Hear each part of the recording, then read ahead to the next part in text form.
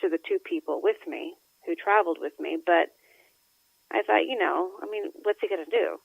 Well, it ended up in our last trip, which was last trip for the book anyway, Albuquerque. We did have someone come in the place that we were renting for the 2 nights, and they didn't do anything to harm us. They didn't take our computers, but it was obvious that they came in. They came in when we were there, and then they came in when we weren't there. And, just kind of sending a sign, sending a signal, I guess. And that was not remote viewing. Let you know. Yeah, that was a physical person coming in. Yeah, that would be kind of scary. Yeah, maybe. I mean, it definitely could be, but no, we have a. You mentioned Mount Shasta. What is going on around Mount Shasta? I'm just kind of curious. It was recommended to us to visit Mount Shasta, and my feeling that underneath Mount Shasta is that it was not a military base versus Montauk. Montauk has a military base underneath. Anyone can research that the United States government owns underneath Montauk, underneath Camp Hero, but the state of New York only owns the surface. But in Mount Shasta, my feeling was that there was not a military base, but there was still stuff going on underneath. And when we went to visit, there were definitely a lot of kids there who had been tortured. Oh, wow. Not just by government officials, but by extraterrestrials from what they were sharing with me. Okay.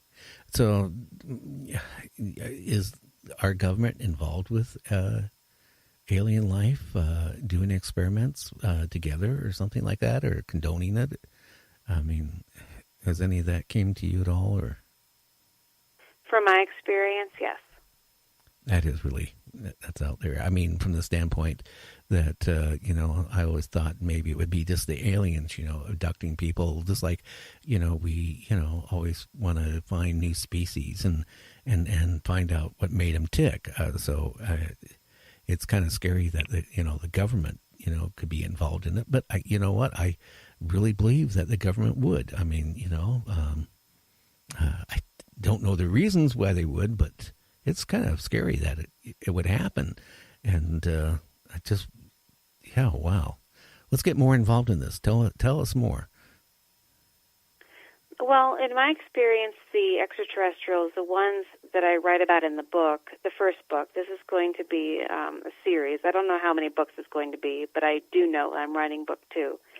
And then the first book, it's mostly about the government involvement. And then towards the end, I do bring in the extraterrestrial involvement. And I'm not an expert on extraterrestrials. It's not something I've studied. I don't really get into that so much. But when we began helping these kids escape their reality of pain, which apparently pissed off the government and also extraterrestrials, because not only were they experimenting upon their physical bodies, when these kids would die, they were also experimenting on their spirit bodies, their non-physical bodies, which made no sense to me. Like, how does that even work? How do you even do that? It still boggles my mind. But there was anger within these individuals that we were helping these kids escape their reality. So then the extraterrestrials, the Greys, for the most part, started to bother me, for the most part, not the 2 women that helped me, but bothered me.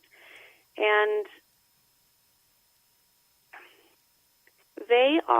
my understanding is they are so invested in these experiments in order to continue the survival of their own race.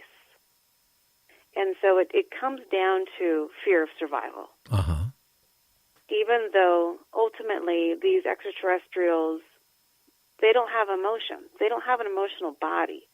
So they don't have anger. They don't have fear. They don't have anxiety, nothing like that. But they have this sense of fear of survival, if you will. And when you start taking something from them, that they consider their property, they start taking action. And that's a consequence that I needed to deal with, and I still deal with. But, if you don't give your power to them, then they can't do a whole lot to you. So I've had to work at really resisting their influence. So what do they try to get from you, or how do they try to, how can I word this? How are they trying to punish you? Is it where they come to you emotionally and threaten you, or is it, that's what I'm trying to figure out here. Their first attempt at bothering me, let's say, was through emotional influence. So I began feeling really off. And this was after our Mount Shasta trip and before our last trip in the book, Silent Whispers, Albuquerque. And I was feeling off, not like myself, and I noticed that it would come and go, but it was just lingering. It was right around my daughter's birthday. My daughter was born in November.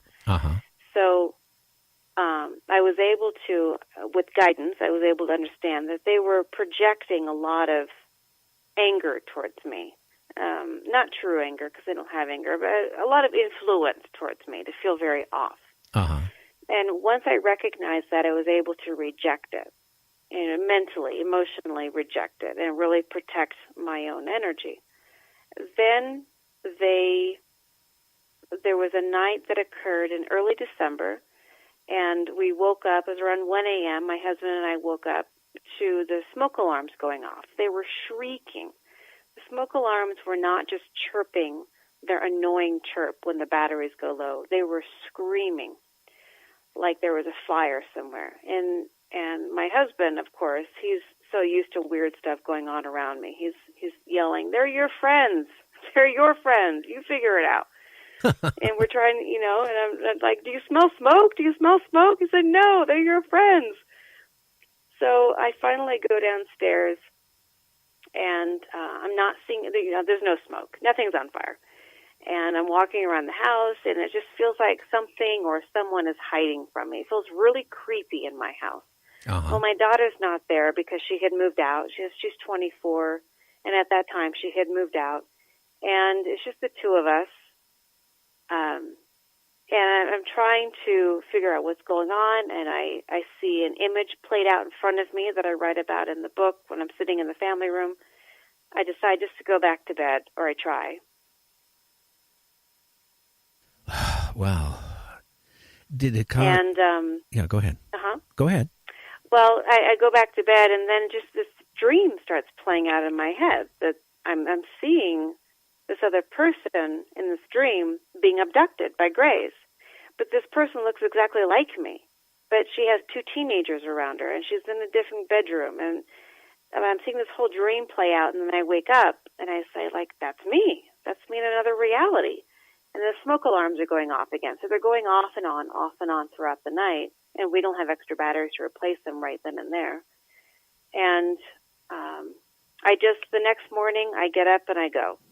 Well, I realized through guidance, through some assistance, through another person, that the Greys had come in to attack me.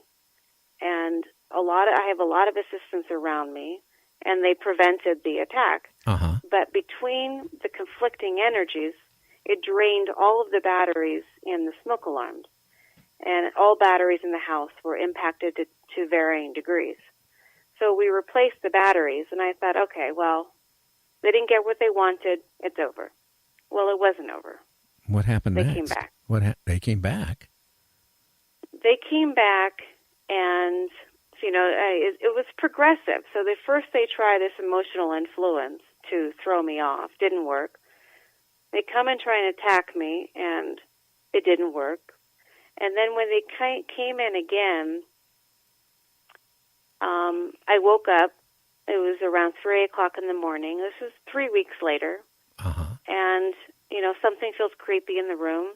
And I turn, and I see my husband sleeping next to me. And I see this body. I see this figure standing next to the bed on my husband's side, which, of course, scares the hell out of me. Well, And I think it would scare anybody. Yeah, exactly.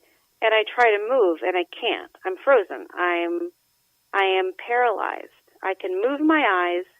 I can breathe, but I can't move anything. I can't move my head. I can't move anything. So, of course, your inclination is to scream. You want to scream. I can't scream. I can't do anything. And I notice that this figure next to my husband is a gray, except this particular gray has really big red eyes. Uh-huh. And again, I had not studied the different types of grays. So apparently there's different races of grays. Not all of them have red eyes. Well, this one had red eyes. And he's just staring at me. He is just staring me down. And I'm trying to escape this paralysis, and I can't. I'm wide awake and breathing hard, full of fear. And eventually, within minutes, I would say, I'm able to break free of this paralysis. So, of course, I sit up as fast as I can, but the gray is still standing there, staring at me. Wow. So I just start screaming. I would. Yeah. Yeah. I start screaming that this thing needs to get the F out of my house.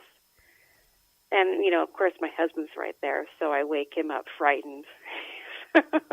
He's frightened of it, like, what are you doing? But my husband's back is to the gray. He's looking at me, screaming. He's not turning around to see what I'm screaming at, and he instantly just covers his head with the covers. He never looks at the gray. But even though I'm sitting up and I'm screaming, this gray is still standing there, just staring at me. So we had the staring contest, and eventually he left. How long? So that was the biggest thing that they did. How long was he there, roughly? Maybe 5 minutes, maybe 5 or 6 minutes. And when I was paralyzed, I could hear them out in the hallway in the house. Like it sounded like someone going through your things. There was a lot of rustling around. Oh. Wow. And then when he left, I could still hear some of that, but very soft. And I was afraid to go back to sleep. But something like exploded near my brain, in my brain. I couldn't tell, but there was this loud explosion I heard in my head, and then I instantly fell asleep. But after that, they would still come back. I mean, their pattern became fairly predictable. They never bothered me 2 nights in a row. They would wait maybe 2 weeks, so I could prepare for it. Or, in my mind, I could prepare for it. Well, it sounds like they were torturing you. That's what, they were trying to condition you. Right. They were trying to scare me. They were trying to stop me from going to Albuquerque. Apparently, from my understanding, they consider New Mexico their territory. They're like the entire state. I think they consider more than New Mexico their territory at this point, but they're really invested in New Mexico. Well, it's funny you mentioned New Mexico. Back in the 70s, I drove nonstop from North Carolina back to Seattle. And when we got into New Mexico, we were in a desert, me and my prior wife, and we had this huge light just, overwhelm the road and our car. It lit up the whole inside of the car. And I pulled off the side of the road thinking, okay, it must be a police helicopter or military or something. I was speeding, but I think even then they didn't have a speed limit at that time. So, I was probably pushing 100 miles an hour, I'll be honest with you. But when I got out of the car, it was a huge, blinding light. And like within a split second, it was gone. So it's funny you mentioned New Mexico. That's where I had my encounter with a UFO or a helicopter. It makes absolutely no noise. How's that? That is amazing. It's all of it is amazing to me. Yeah. So when they continued to come back, it was more about just showing their presence, showing me that they were present, not doing anything to me, and it would, of course, scare me because I could feel them, I could see them,